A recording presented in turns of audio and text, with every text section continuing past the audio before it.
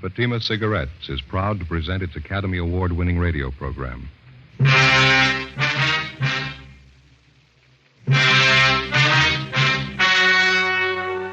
The story you are about to hear is true. Only the names have been changed to protect the innocent. Fatima Cigarettes, best of all long cigarettes, brings you Dragnet.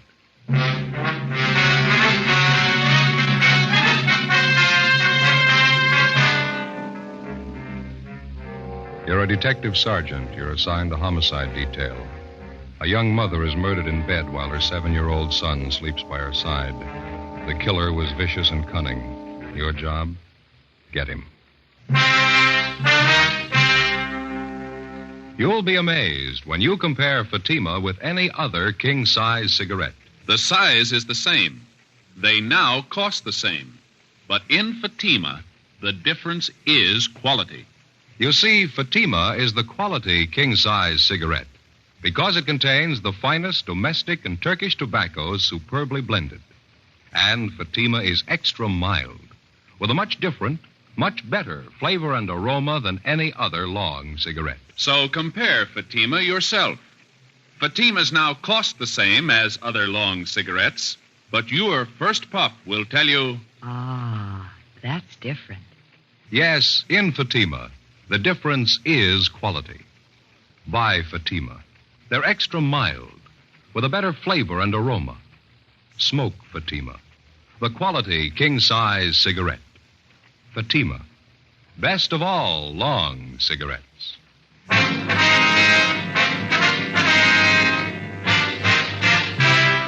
Dragnet, the documented drama of an actual crime. For the next 30 minutes, in cooperation with the Los Angeles Police Department, you will travel step by step on the side of the law through an actual case transcribed from official police files. From beginning to end, from crime to punishment, Dragnet is the story of your police force in action.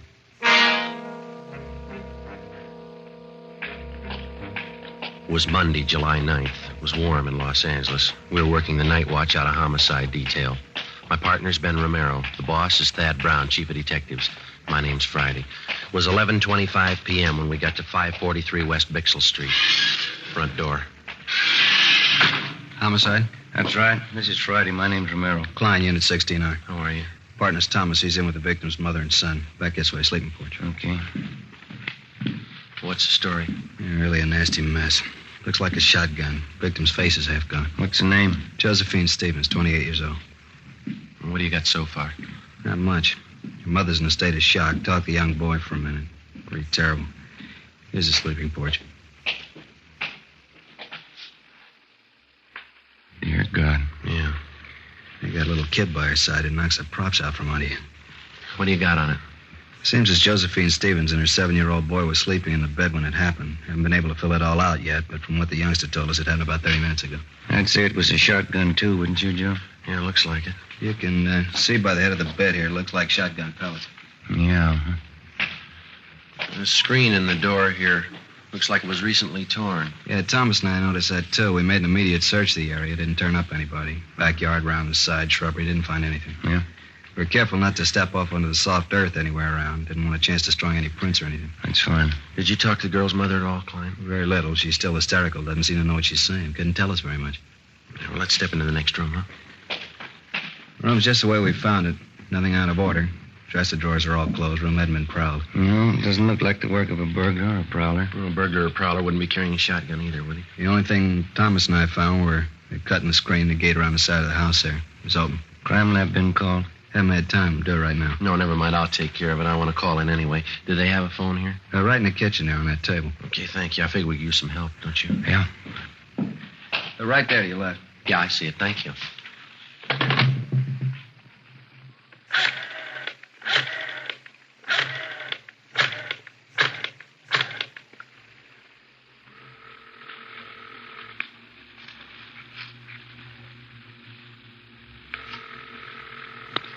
City Hall. 2643, please. 2643?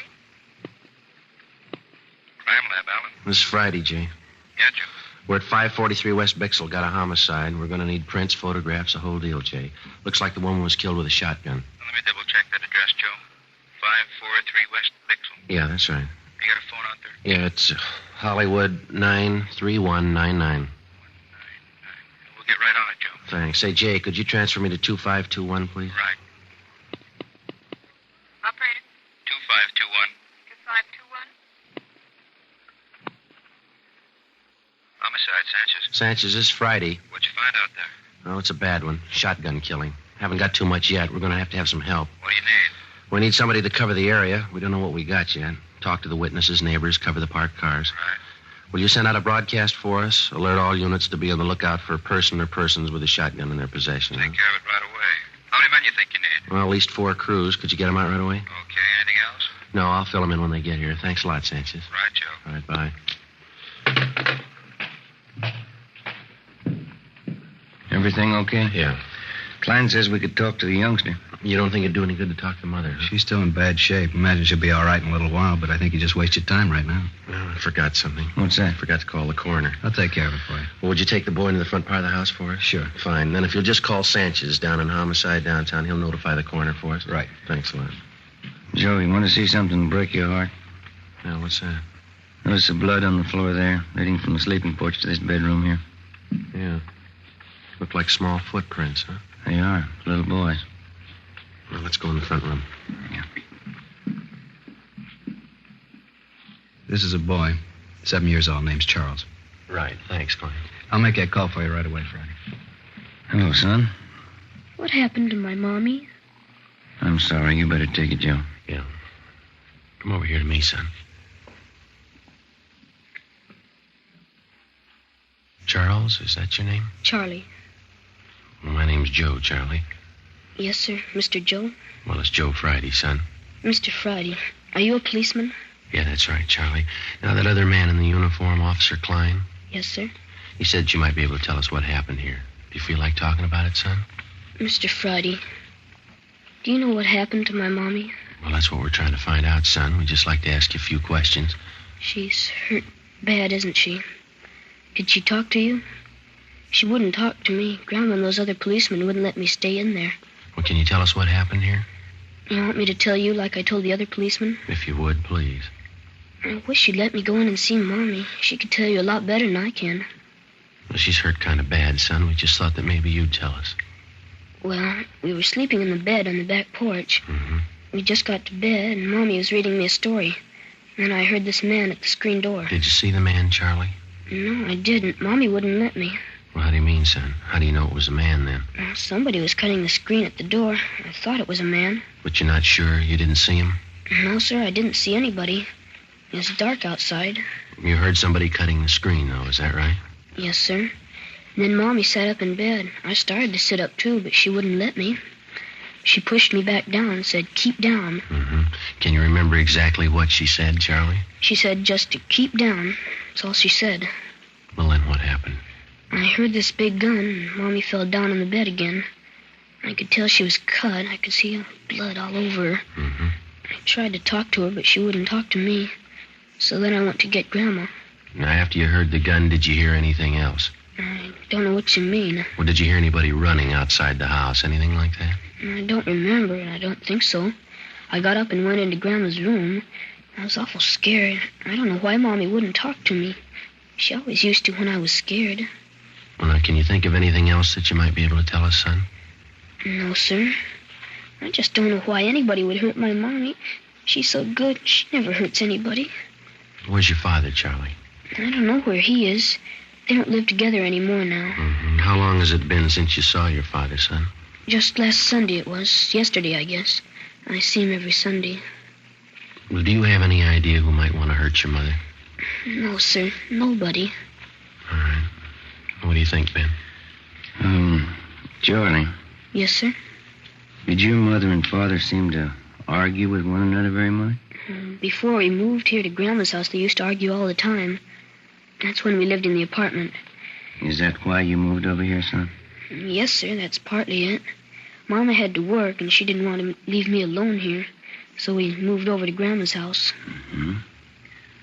Do you think your father would ever hurt your mother? Did he ever say anything about ever hurting her? My daddy was always so good to me. He used to buy me all kinds of things. I don't think he was ever mean to anybody. See? Do you remember your mother ever saying she was afraid of anybody? No, sir. She was never afraid of anybody. How do you know that, son? She and Grandma used to always tell me that I'm the man of the family. As long as I'm around, they're not scared of anybody. Oh, I see. But when you talk to Mama, you won't tell her, will you? Tell her what, son? She always says that big men don't cry about things. When Grandma came out on the porch, she started to cry, and she took me into her room, and she cried some more. I guess I cried a lot, too. When you talk to Mommy, you won't tell her that, will you? No, we won't. I've never really known. Is that right? Do big men ever cry? Yeah, son. They cry.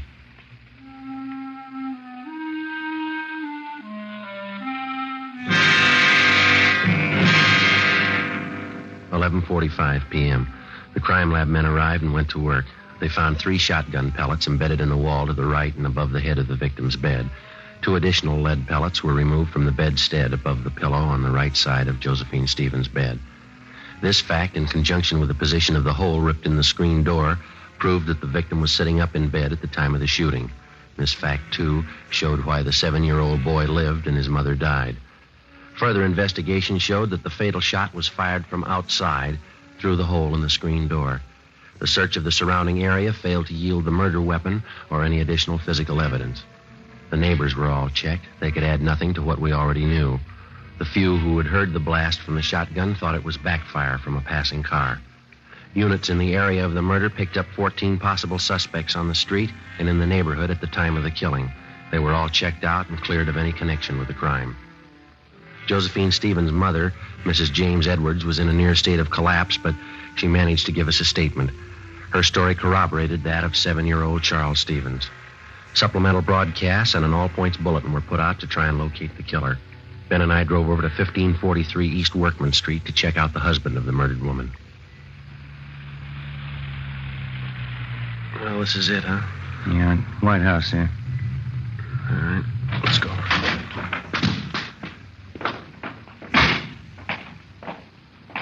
Car parked in the driveway. Yeah. The hood's warm. Car's been used recently. Yeah, you got your flashlight? Yeah, here. All right. The car's registered to Keith Stevens. Yeah, come on.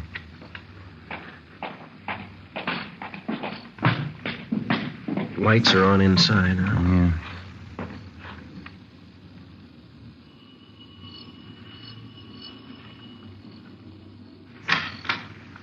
Yes? Mr. Keith Stevens, Yes, that's right. police officers like to talk to you. Want to come in? Yes, sir, thank you. What's the trouble, officer?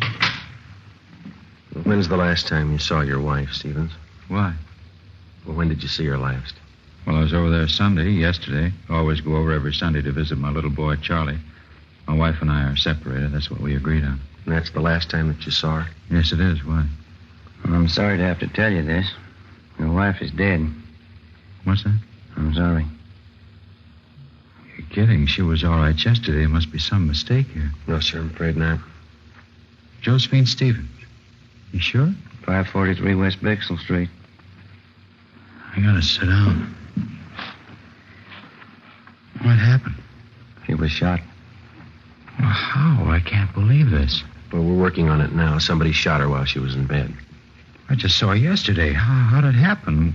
Was it an accident? No, sir. Somebody killed her.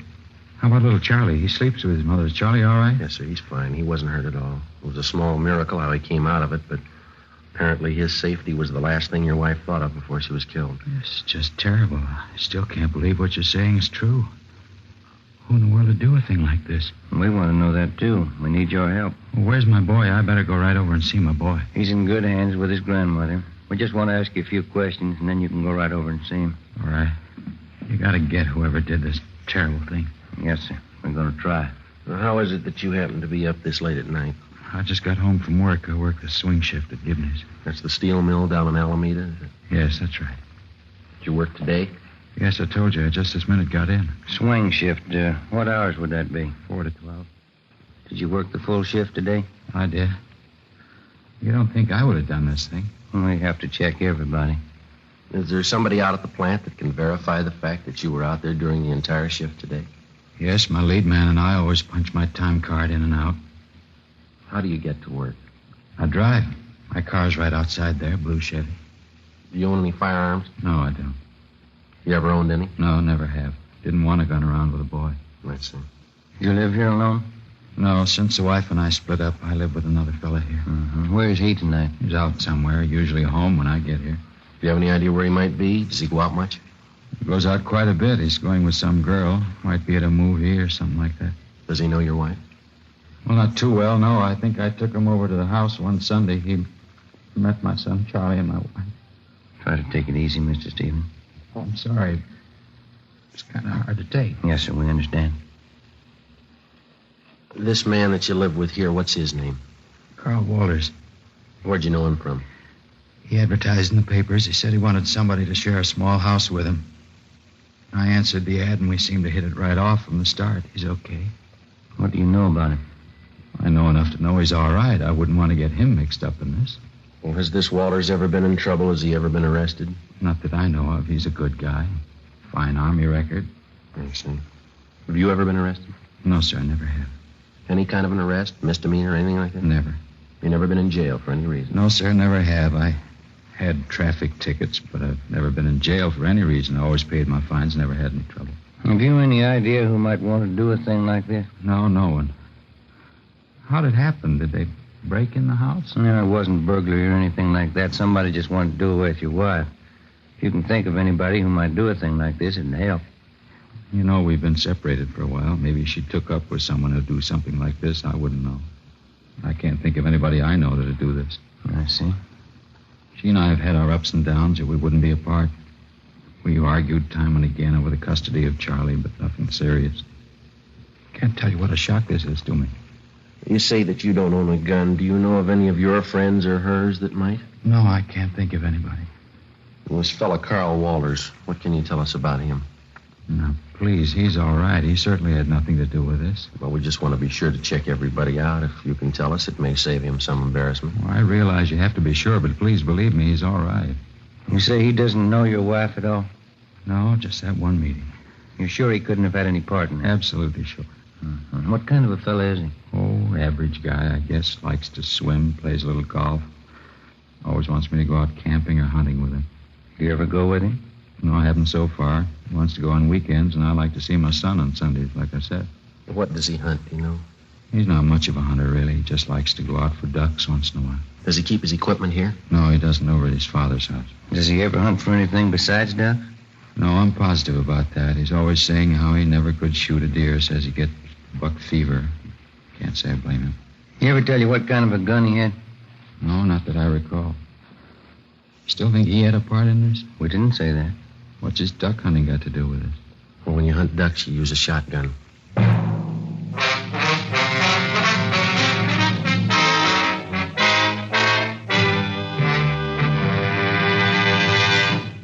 You are listening to Dragnet, authentic cases from official police files.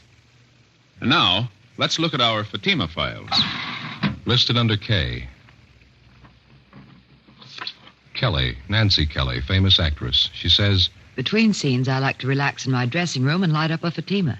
They have a really different flavor, and they're extra mild.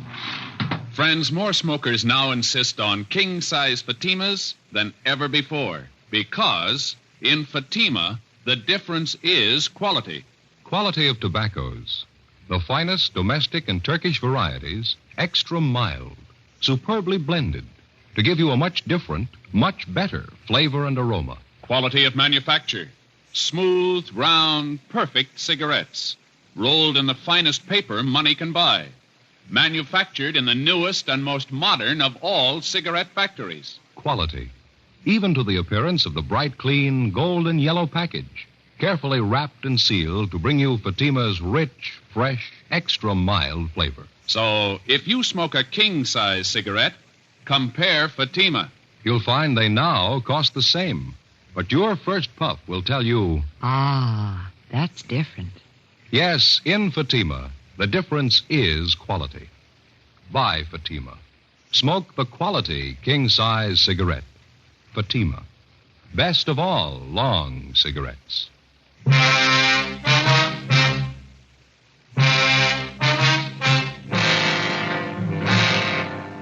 Tuesday morning, July 10th, 1 a.m. We continued to question Keith Stevens about the murder of his wife. He could add very little to what he had already told us. We made a thorough search of his house and garage. We searched his car. We found nothing that would incriminate him in any way. 1:37 a.m. Carl Walters, the man who Keith Stevens lived with, returned home. We retraced his steps for the night of July 9th. All his time was accurately accounted for. We talked with his father. We were told that the shotgun had not been used for about 10 months, since last duck season. We looked at the gun and noticed that it was covered with lint and had not been recently fired. We talked to the plant foreman at Gibney Steel Mill. He verified the fact that Keith Stevens worked his full shift on July 9th and did not leave his job until 12 midnight. At this point, both men were clear of any complicity in the murder of Josephine Stevens. Tuesday, July 10th, 8 a.m. We made the usual routine check of R&I of the 4 people involved in the case so far. Josephine Stevens, the murdered woman, her mother, Mrs. James Edwards, the husband, Keith Stevens, and his friend, Carl Walters. Here it is, Joe. One package. Nothing on Josephine Stevens or Miss Edwards. That's right. And Carl Walters is clean. He kind of makes a liar out of the husband, Keith Stevens. It's his package. Yeah, or he forgot. Let's see. Keith Stevens. Here's the arrest report, one only. Let's see. It's 4127A. Yeah, picked up in drunk charge. He didn't forget, Joe. This was on June 7th, last. Yeah, let me look at that officer statement, huh? Mm-hmm. Let's see. Above suspect was picked up in the company of co-defendant Michael Duff, booking number 8023. Both suspects were drunk and disorderly at time of arrest. Their condition was such they were unable to care for themselves. No, he didn't forget. Hey, Mary. Yes, sir? Pull this package for us, will you, please? Booking number 8023. Give us a mug if he's got one, huh? What was that arrest date? June 7th, 51. Thank you. Well, it's an outside chance. He lied once. Maybe he'll lie again. What do you suppose he was trying to prove by not telling us about this? Oh. Here you are. Oh, thank you, Mary. It's a little bigger package, huh? Yeah. Look, his R card. He's done time in Quentin. Yeah. 1933, grand theft auto. Did 4.5 years, paroled out in 37. Here he is, back in again on suspicion of robbery. 1946, charge released. Picked up again, suspicion of robbery, released again. Michael Lewis Duff, alias Mickey Duff. Stevens is moving in pretty fast company. Yeah. Look here, this is the guy, all right. Here's that last drunk arrest. See on that we saw on Stevens, June 7th? Yeah, Is there a mug there, Joe? Let's see. Well, there's this one on that 211 arrest in 47. Yeah, I see that one. It's pretty old, though. It's a little worn. Kind of hard to see. Check that last arrest report on the drunk charge. Maybe we got one of those auto photo strips. That ought to do it. I hope so. Yeah, here we are. Let's see. Yeah, those auto photos are good mugs, aren't they? Yeah. What address did he give on that last arrest? 5234 West Main. No, all these other addresses are just transient hotels. That Main Street address, the most recent, looks like the best bet. This is probably why Stevens lied about being arrested. Yeah, let's see if he lied about anything else. We drove over to 5234 West Main Street. It was a small 2-story rooming house. We checked with the landlady, and she told us that she had a man registered under the name of Michael Duff in room 20. She told us that he had just walked out a few minutes before we arrived, saying he was going down to the corner to buy a newspaper. We identified ourselves and stated that we'd wait in his room for him. We asked her not to tell him. She went upstairs with us and unlocked the door to room 20. We made a thorough search of his place. It was a 2-room apartment. I searched the living room, and Ben went over the kitchen. Joe, come here. Yeah. Look here. Look, I'm up under the sink here, cradled in the gooseneck of the drain. Yeah, shotgun. Yep. Just a minute.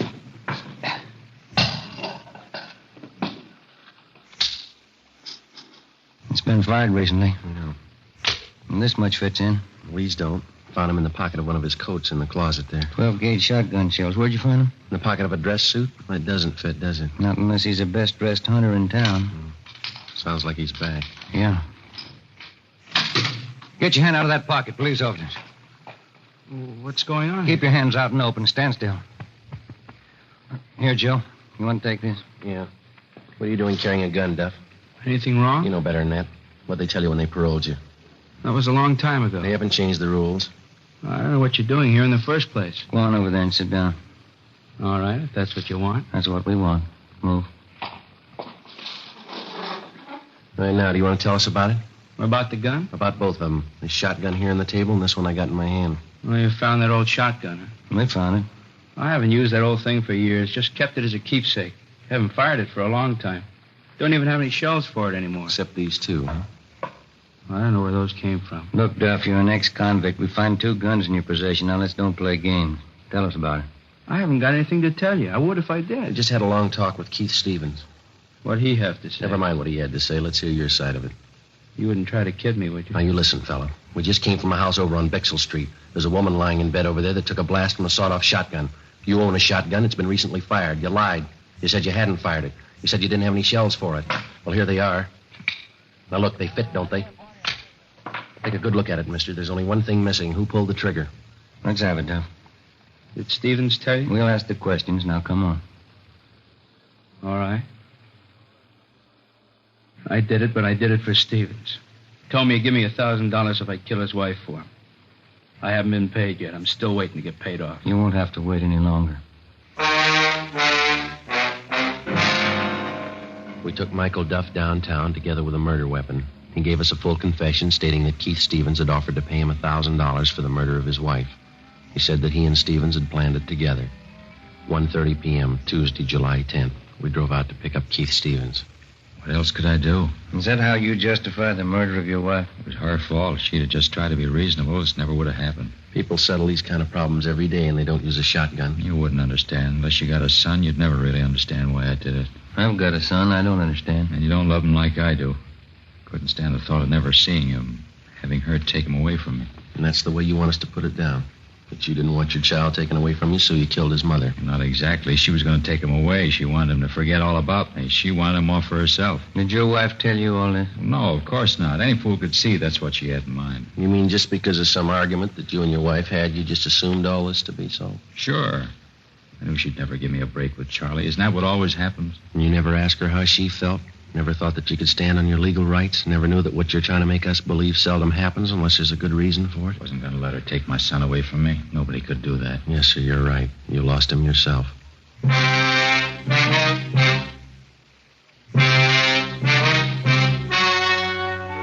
The story you've just heard was true. Only the names were changed to protect the innocent. On October 15th, trial was held in Superior Court, Department 84, City and County of Los Angeles, State of California. In a moment, the results of that trial. And now here's our star, Jack Webb. Thank you. Friends, I'd like you to be the judge while I present our case for Fatima. Now, you've heard me say that Fatima is the best of all long cigarettes. Get a pack of Fatimas and compare them with any other long cigarette. Side by side, I'll admit a Fatima looks the same as any other king-size cigarette. But when you smoke them, you'll find a world of difference. In Fatima, that difference is quality. Quality that gives you extra mildness, a much better flavor and aroma. Compare Fatima, and I'm sure you'll agree with me. Fatima is the best of all long cigarettes.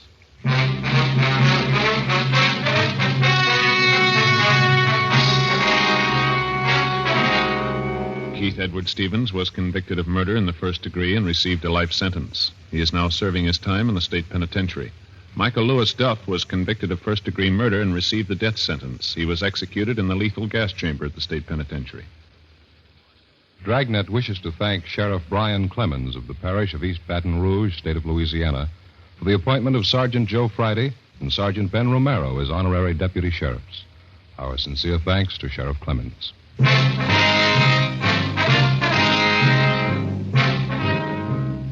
You have just heard Dragnet, a series of authentic cases from official files. Technical advice comes from the Office of Chief of Police W.H. Parker, Los Angeles Police Department. Fatima Cigarettes, best of all long cigarettes, has brought you Dragnet, portions transcribed from Los Angeles.